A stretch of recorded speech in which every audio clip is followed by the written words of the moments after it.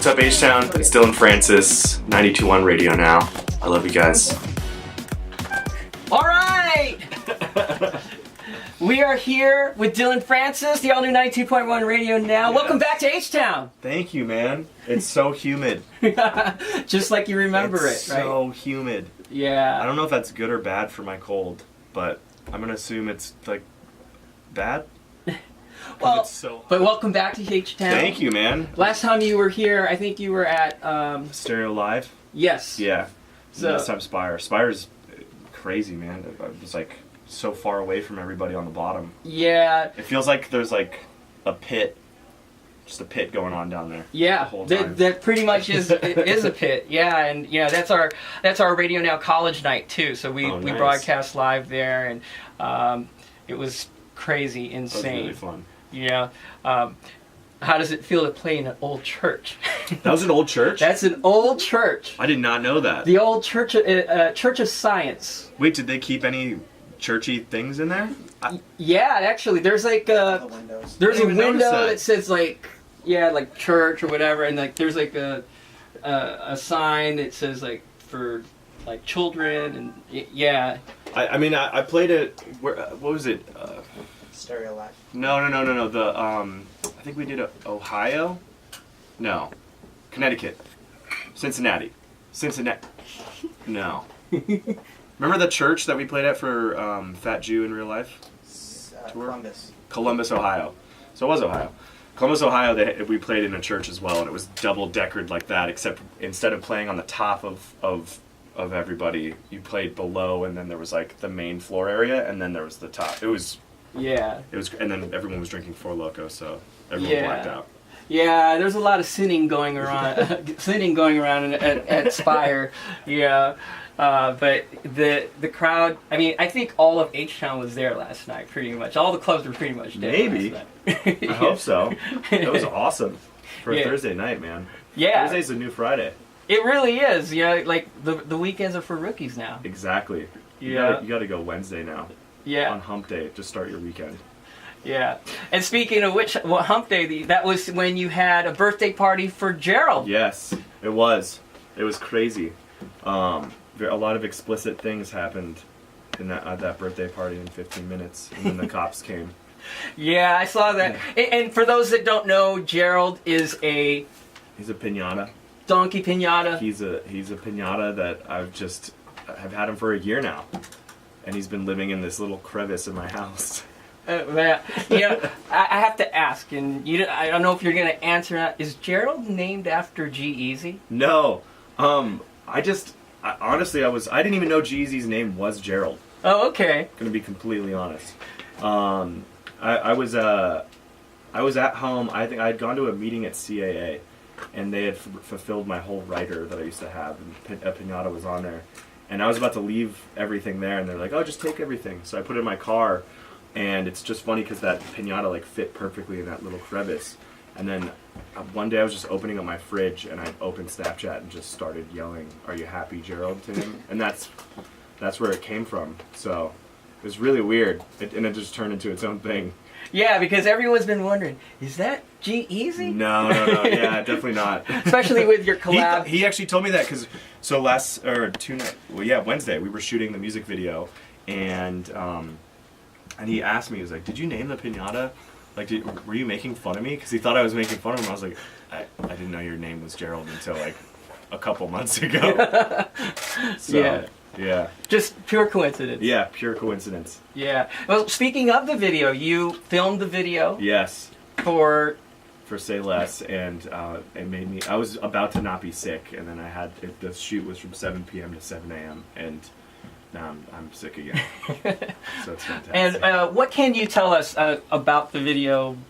Like, when is it going to drop? Or well, we just filmed it on Wednesday, so I don't know how fast they're going to edit it. I'm hoping that we can put it out next month. I think maybe the end of next month. The video is really awesome. Luke Hemsworth is in it. He's the guy from Westworld, the cop from Westworld. And G-Eazy's in it. I'm in it. And the music videos, it's really funny. Like, the director and I, Mr. Whitmore, we based the idea off of what's the movie? Naked Gun. You know the beginning of Naked Gun, where it's like the car that's kind of moving. It's not a car moving, but it's, I don't know. It's like it's got those comedy beats in it, kind of like that. Yeah. And then it goes along with the lyrics, so it's not just G-Eazy performing the lyrics. It's all these kids actually talking to each other with saying the lyrics to each other, but trying to actually make it a conversation instead of it being like kids rapping to each other. Yeah, that's the one thing about your videos. Your videos are always interesting. They're never boring. They're always something different each time. Yeah. But does it kind of but still kind of fits in the line of who you are? Oh yeah. I think there's like a minute comedy beat after the music video too, of Luke Hemsworth and I talking to each other for a bit. So it's gonna be a fun one. I'm excited to see it once it's edited. Yeah, yeah. And speaking of videos, I mean, you're like the Snapchat. I mean, obviously, Khaled, people could think of Khaled about Snapchat, but in my world, you are like the king of Snapchat. I mean... I try my best, man. Yeah, it's like, how do you did these ideas just come up, or you just plan this out, or no, it's all just random. I'll just be sitting there and I'll just think of something to do, and then I'll just do it. I don't really rehearse any of the stuff that I do on there. Right. I've always just loved doing that. Like when Instagram or Vine came out with videos, that's when I started doing it really. And then Snapchat just makes it way easier because of the way that you can make a storyline in the app so easily. Yeah, and it's like you do it on Snap, and then you upload it to Insta Story, and then it's like, what are we doing with all these apps now? It's out of control now. Yeah, the Insta Story thing, it's still confusing to me. I like Snapchat so much better. Yeah, I agree. I mean, and then they just did the update. With I used one of the face things, and I was just like, I'm going back to Snapchat. Yeah, exactly. Yeah. I mean, and you also you used to do a lot of stuff with the Phantoms. Yeah. Well, I've just been touring a lot, so it's hard to do videos when, they don't tour with me. So, or miss their flights. Yeah, exactly. So, we'll try to do one today. I'm so under the weather still. I don't know because they're at Hangout right now as well. Yeah. But, we'll see. Right. We'll see. Right. So what else do you got planned? Obviously you're touring. Is this like a U.S. tour, world tour, or? No, right now it's just like one-offs. I just got back from Australia 4 days ago. So this is the last little run of it. Not of the Australia tour, but like this is just like a little run. I'm going to Mexico City to go work on some new music because I'm trying to finish my album. And then I think June and July I've got just like my Vegas stuff and random one-offs during the weekend, but just trying to really hunker down and finish a lot of new music that I played at Coachella. Yeah, yeah, and the other thing too is like you're an amazing DJ, but like some of your bootlegs are like just mental. Like I'm like, how do you even come up with some of these things? Thank you. Yeah, I remember over the Christmas holidays, you played Mariah Carey, "All I Want for Christmas," and goes into it's still one of my favorite. Calvin Harris. I mean, that was amazing. And then obviously you also did, I think it was Coachella, the single ladies. Yeah. With Slide. Like I had to coax Calvin to give me that instrumental. It was so funny. I was sending him, because I really wanted to play Slide, but I wanted to play an edit, and I kept sending him all these edits that sounded horrible. I put Tipsy on it as a joke, and I was like, Tipsy doesn't work on this, you gotta give me it. And then I put Single Ladies on it, and I was like, this sounds really good. And he's like, actually, you know what? I'll give you the instrumental as long as you don't give it to anybody, and you can only play it at Coachella. And that's how it happened? Yeah. Yeah. Because he locked those songs up. So I'm just stoked he let me do that edit, because that was one of my favorite ones. Yeah, I mean, that was one of my favorites. I was like, wow, where do you even like come up with this? Like, the mind of Dillon Francis. It's like, where do you come up with these ideas? Just love Beyonce, man. You just gotta love Beyonce more, it seems like. And yeah, I mean, and you're in H-Town, the Queen Bee, her hometown. Are we gonna hear more Beyonce mashups then? Yeah, absolutely. I think I tried to do like a whole Beyonce thing, but it didn't work out. A lot of the songs were like the slide one was 100 BPM, and then what was the other one that I tried to play? I forgot, but it was like 140. It was just going to be too hard to do a mashup thing. Yeah. That would sound really good. Because if she had made like a bunch of 90s hip hop songs, that would have been so easy to mash up at Coachella. Yeah. But I feel like the Single Ladies did fine. But yeah, I'm definitely going to make some more stuff. Yeah. She's so good. It is. I mean, yeah. I still play that Shining record. That record's so awesome. Yeah. Yeah. Yeah, we play it Danny too knows. here in H-Town. So, I mean, and you also besides your touring, and I heard that you might be doing some TV stuff. Yeah, I did, in when was it, February, I filmed the show called What Would Diplo Do? So James Vanderbeek plays Diplo, and then I play Diplo's best friend Jasper, this like, his best friend from way back in like middle school, and he's like the person that took care of me back in Florida, and then he transplanted me to LA because I'm like his little weird leechy friend, but I'm like I'll take a bullet for him. That's the type of friend I am in the series. So I think that comes out sometime in August, and then we just sold DJ World, so we're gonna have season 2 for that with Go 90, and then I think there's a bunch of other stuff on my YouTube channel, and that's it right now. Yeah. Well, I'm hoping you actually make it to the silver screen next. Thank you, man. That'll be the next thing. It's gonna be hard with all these tattoos, but hopefully I get big enough where they can be like, all right, cool, we'll just paint them off every time. Or you could be in a movie that requires them. That's true. I just need to get buffer. I need to like turn into Tom Hardy's, like where I could look like his like little liaison.